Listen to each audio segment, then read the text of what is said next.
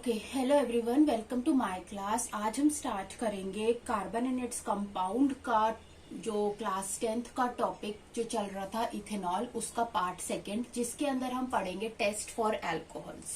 कि अगर हमारे पास कोई ऑर्गेनिक लिक्विड है जिसको हमें टेस्ट करना है, हमें ये पता चलाना है कि हमारा जो ऑर्गेनिक लिक्विड है वो अल्कोहल है या नहीं है, तो उसके लिए हम कौन कौन से टेस्ट परफॉर्म कर सकते हैं।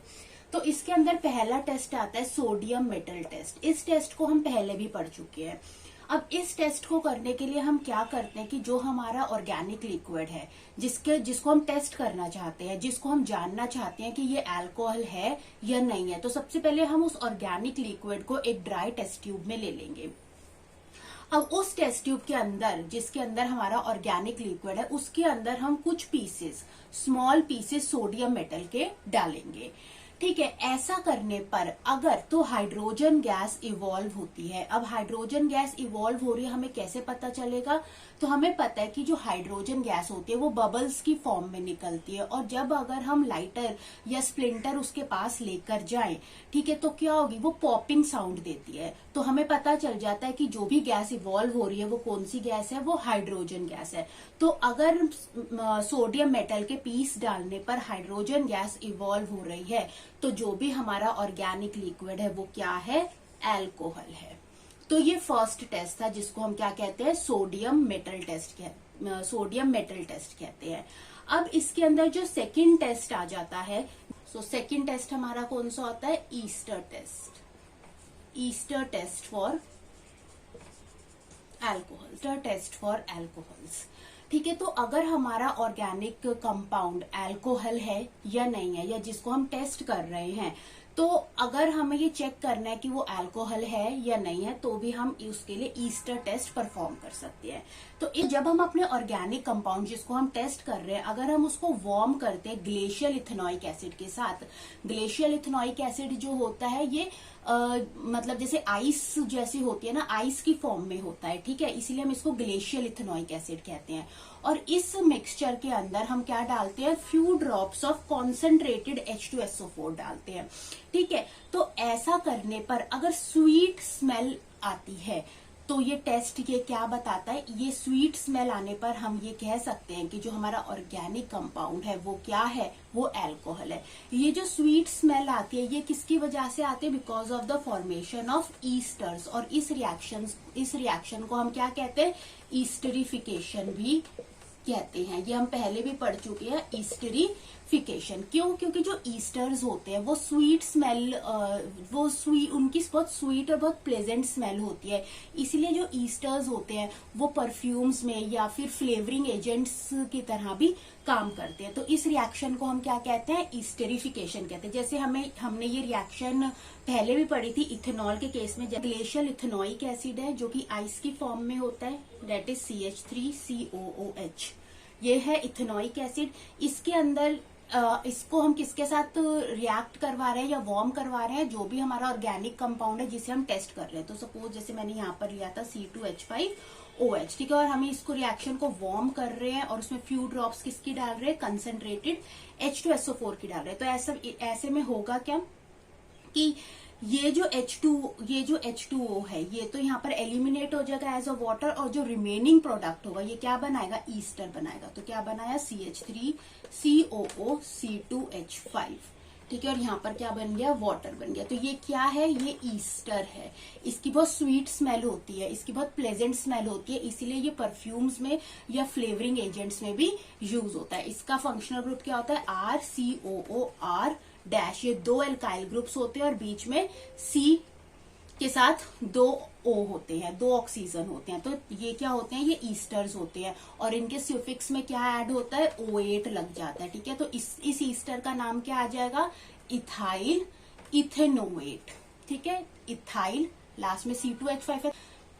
यहाँ पर 2 कार्बन एटम है, इसलिए ये इथाइल, पहले इस एल्काइल ग्रुप का नाम इथाइल और फिर इसका नाम इथेनोएट। ठीक है, तो ये हमारा ईस्टर होता है। ठीक है, तो ये टेस्ट होता है। तो ये 2 टेस्ट थे। पहला टेस्ट था सोडियम मेटल टेस्ट और सेकंड टेस्ट था ईस्टर टेस्ट। ये दोनों ही टेस्ट हम अपने अल्कोहल्स के लिए कर सकते हैं कि जो भी हमारा टेस्टेड कंपाउंड है वो अल्कोहल है या फिर नहीं है। ओके, नेक्स्ट आ जाते हैं यूजेस ऑफ इथेनॉल। ठीक है, कि हम इथेनॉल को कहाँ कहाँ यूज कर सकते हैं। तो पहला इंपॉर्टेंट यूज है कि इथेनॉल इज नाउ, इसका पहला यूज है ethanol is organic solvent. Ethanol क्या है, एक ऑर्गेनिक सॉल्वेंट है। इसीलिए होता क्या है कि बहुत से ऐसे ऑर्गेनिक कंपाउंड्स हैं जो वाटर में सॉल्यूबल नहीं है, लेकिन वो इथेनॉल के अंदर क्या है, सॉल्यूबल है। ठीक है, तो जैसे कि फॉर एग्जाम्पल आयोडीन है। आयोडीन जो होता है ये वाटर के अंदर इतने अच्छे से डिसॉल्व नहीं हो सकता, इतने अच्छे से सॉल्यूबल नहीं है, लेकिन आयोडीन जो होता है वो इथेनॉल के अंदर हम उसको डिसॉल्व कर सकते हैं और उससे क्या बनता है, आयोडीन टिंचर बनता है। ये एक एंटीसेप्टिक सॉल्यूशन है जो कि कैसे एक्ट करता है, as a germ killer act करता है। ठीक है, तो इथेनॉल क्या है, एक ऑर्गेनिक सॉल्वेंट है। बहुत से ऑर्गेनिक कंपाउंड जो वाटर में डिसॉल्व नहीं हो सकते, जो वाटर में सॉल्यूबल नहीं है, लेकिन इथेनॉल में क्या हो सकते हैं, वो सॉल्यूबल होते हैं। जिसका पहला एग्जांपल क्या है, आयोडीन टिंचर। सेकेंड जो यूज है इथेनॉल का, कि इथेनॉल जो होता है पेंट बनाने में, वार्निशेस, डाई, सोप्स बनाने के लिए भी काम आता है। थर्ड है इथेनॉल को एज अ एंटीसेप्टिक सॉल्यूशन भी हम यूज कर सकते हैं। ठीक है, तो इसलिए ये बहुत, जैसे वुंड्स जो होते हैं जहां चोट लग जाती है तो हम उसको वहां अप्लाई करेंगे तो ये एज अ स्टेरिलाइजिंग एजेंट काम करेगा, जर्म्स को किल करने में हेल्प करता है। ठीक है, सिरिंजेस होते हैं या जितने भी हॉस्पिटल्स में यूज होते हैं सिरिंजेस को, या हॉस्पिटल के जितने भी टूल्स हैं उनको स्टेरिलाइज करने के लिए यूज किया जाता है। फोर्थ होता है कि इथेनॉल जो होता है अल्कोहल ड्रिंक्स में यूज होता है। इथेनॉल क्या है, एक ड्रिंकिंग अल्कोहल है। तो ये अल्कोहल्स में, बेवरेजेस में काम आता है। जैसे विस्की के अंदर इथेनॉल का 35% कंटेंट होता है, वाइन के अंदर 10 to 20% इथेनॉल प्रेजेंट होता है, और बियर के अंदर 6% इथेनॉल या फिर इथाइल अल्कोहल होता है। तो ये थे 4 इंपॉर्टेंट यूजेस इथेनॉल के। ओके, नेक्स्ट आते हैं harmful effects of drinking alcohol.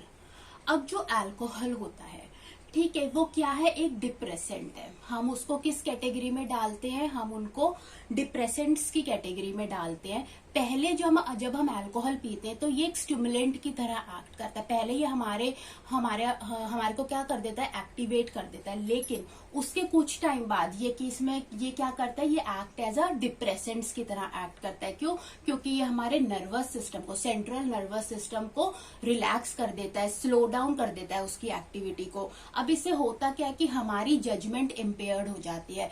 हमें किसी भी चीज को जज करने की कैपेसिटी, हमारे अंदर किसी भी चीज को जज करने की कैपेसिटी खत्म हो जाती है। हमारा रिएक्शन टाइम, किसी भी चीज पर, किसी भी सिचुएशन पर रिएक्ट करने पर, हम किसी भी सिचुएशन पर रिएक्ट नहीं कर पाते, तो हमारे रिएक्शन टाइम को ये स्लो डाउन कर देता है।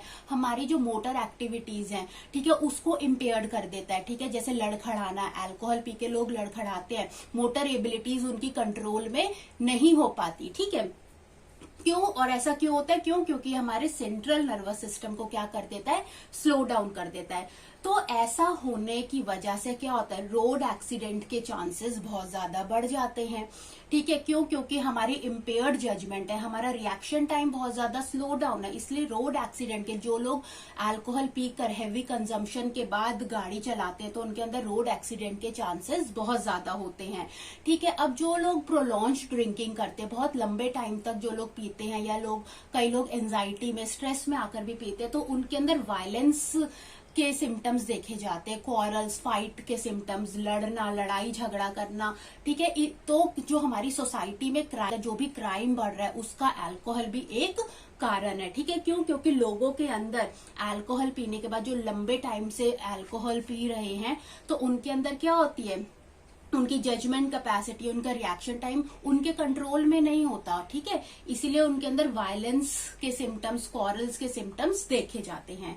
कुछ फिजियोलॉजिकल रिस्पॉन्स भी हमारी बॉडी शो करती है, जैसे कि डिजीनेस, ठीक है, हल्के हल्के चक्कर आना, ठीक है, वॉमिटिंग, ठीक है, स्टमक एक, ब्लड विजन, हमको धुंधला दिखाई देता है, अनक्लियर स्पीच, हम ठीक से बोल नहीं पाते।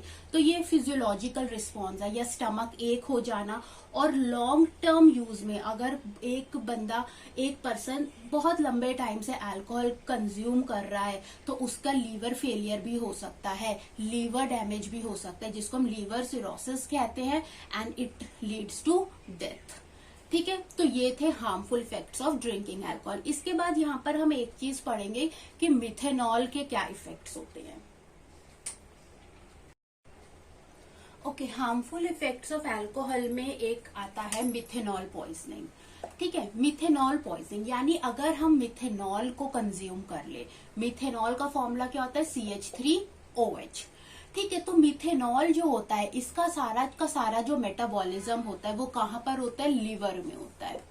ठीक है, तो ये यहाँ कहाँ पर मेटाबोलाइज होती है, लिवर के अंदर मेटाबोलाइज होती है। अब होता क्या है, हमने मिथेनॉल को पी लिया, लीवर में इसका मेटाबॉलिज्म हुआ। अब हमारे लीवर के अंदर क्या प्रेजेंट होता है, अल्कोहल डीहाइड्रोजिनेज, ये एंजाइम प्रेजेंट होता है। इसकी प्रेजेंस की वजह से क्या होता है कि ये जो मिथेनॉल होता है ये किसमें कन्वर्ट हो जाता है, मिथेनल में कन्वर्ट हो जाता है। मिथेनल, मिथेनल क्या है, अब ये एक एल्डिहाइड है। मिथेनल को हम फॉर्मेल्डिहाइड भी कहते हैं और इसका फॉर्मूला क्या होता है, HCHO होता है। ठीक है, अब हमारा मिथेनल बन गया। अगेन जो लीवर के अंदर क्या प्रेजेंट है, एल्डिहाइड डीहाइड्रोजिनेज, यानी अब हमारे ये एल्डिहाइड डीहाइड्रोजिनेज ये जो एंजाइम है ये क्या करेगा, हमारे मिथेनल को कन्वर्ट कर देगा फॉर्मिक एसिड में। ठीक है, फॉर्मिक एसिड का क्या फॉर्मूला होता है, HCOOH, इसको हम मिथेनोइक एसिड भी कहते हैं। ठीक है, तो हमारे लिवर के अंदर जो हमारा मिथेनॉल है वो किसमें कन्वर्ट हो रहा है, पहले वो कन्वर्ट हो रहा है मिथेनल में यानी फॉर्मेल्डिहाइड में, और मिथेनल से क्या बन रहा है, फॉर्मिक एसिड बन रहा है। ठीक है, जिसको हम मिथेनोइक एसिड भी कहते हैं। अब ये जो मेटाबोलाइट्स हैं, ये जो बन रहे हैं, प्रोडक्ट बन रहे हैं, ये क्या होते हैं, ये बहुत ज्यादा टॉक्सिक होते हैं। अब ये करते क्या है कि ये हमारी ऑप्टिक नर्व को डैमेज कर सकते हैं, और अगर ऑप्टिक नर्व डैमेज हुई तो क्या होता है, विजन लॉस हो सकता है, कंप्लीट विजन लॉस हो सकता है, पर्सन जो होता है कोमा में जा सकता है, रेस्पिरेटरी फेलियर हो सकता है, इवन डेथ भी हो सकती है। तो ये होती है मिथेनॉल पॉइजनिंग। इसका सारा जो ये जो मेटाबॉलिज्म हो रहा है ये कहाँ पर हो रहा है, लिवर में हो रहा है। और ये जो टॉक्सिक मेटाबोलाइट्स बन रहे हैं ये क्या कर रहे हैं, हमारे लिवर की फंक्शनिंग को खराब कर रहे हैं, लिवर सेल्स को डैमेज कर रहे हैं, ऑप्टिक विजन्स में लॉस लेकर आ रहे हैं, जिसकी वजह से क्या हो रहा है, विजन लॉस हो रहा है। ऑप्टिक नर्व को डैमेज कर रहे हैं जिसकी वजह से विजन लॉस हो रहा है, respiratory failures, coma, CNS central nervous system को भी ये डिप्रेस कर देता है। तो सीएनएस डिप्रेसेंट्स की में भी ये काम करता है। ठीक है, तो ये होते हैं हार्मफुल इफेक्ट्स होते हैं of consuming methanol. Okay, next होती है डीनेचर्ड इथेनॉल। डीनेचर्ड इथेनॉल का मतलब क्या होता है, अब देखो जो इथेनॉल है वो एक ड्रिंकिंग अल्कोहल है। क्यों, क्योंकि जो इथेनॉल होता है वो अल्कोहल ड्रिंक्स में यूज होता है, बियर में, वाइन में, विस्की में यूज होता है। ठीक है, और ये जो इथेनॉल होता है क्योंकि ये लार्ज अमाउंट में प्रोड्यूस किया जाता है और इंडस्ट्रियल पर्पस के लिए भी यूज किया जाता है, तो गवर्नमेंट इंडस्ट्रीज को जो इथेनॉल है बहुत ही चीप अमाउंट में देती है। ठीक है, अब क्योंकि इथेनॉल का भाई ब्लैक मार्केटिंग ना हो या इथेनॉल का मिसयूज ना हो, या लोग क्योंकि वो चीप अमाउंट में इंडस्ट्रीज में अवेलेबल है तो लोग उसको मिसयूज ना करें ड्रिंकिंग पर्पस के लिए, तो इसके मिसयूज को रोकने के लिए क्या किया जाता है कि जो इथाइल अल्कोहल होता है जो कि इंडस्ट्रीज में यूज होता है उसके अंदर पॉइजनस सब्सटेंस मिला दिया जाता है, जैसे कि मिथेनॉल या फिर कॉपर सल्फेट उसके अंदर मिला दिया जाता है। ठीक है, ऐसा करने से क्या होगा, जो हमारा जो ड्रिंकिंग इथेनॉल है, जो ड्रिंकिंग अल्कोहल है, उसको हम नहीं पी पाएंगे। It makes unfit for drinking, ये पीने लायक नहीं बचेंगे। क्यों, क्योंकि इसके अंदर हमने क्या कर दिया, हमने अपने इथेनॉल को डिनेचर्ड कर दिया। डिनेचर्ड मतलब हमने अपने इथेनॉल को क्या कर दिया, इसके अंदर हमने क्या मिला दिया, पॉइजनस सब्सटेंसेस मिला दिए, जैसे मिथेनॉल मिला दिया या कॉपर सल्फेट मिला दिया। ठीक है, तो इसका मतलब क्या होता है डिनेचर्ड इथेनॉल का, कि हमारा जो ड्रिंकिंग अल्कोहल है हम उसका मिसयूज ना कर पाए। ठीक है, इसीलिए हमने उस अल्कोहल में, हमने इथेनॉल में क्या मिला देते हैं, मिथेनॉल मिला देते हैं, पायरिडीन मिला देते हैं या फिर कॉपर सल्फेट मिला देते हैं। कॉपर सल्फेट मिलाने की वजह से इथेनॉल के अंदर ब्लू कलर भी इम्पार्ट हो जाता है, जिससे भी हमें पता चलता है कि जो इथेनॉल है, कि ये वाला जो इथेनॉल है ये ड्रिंकिंग के लिए नहीं है, ये ड्रिंकिंग पर्पस के लिए नहीं है। ठीक है, तो इसी को हम कहते हैं डीनेचरिंग ऑफ इथेनॉल या डीनेचर्ड इथेनॉल। तो आपको अच्छा लगा हो ये वीडियो तो आप इसे जरूर लाइक करें एंड सब्सक्राइब करें। नेक्स्ट क्लास में हम जो नेक्स्ट इंपॉर्टेंट कार्बन कंपाउंड है दैट इज इथेनोइक एसिड उसको स्टार्ट करेंगे। Thanks for watching.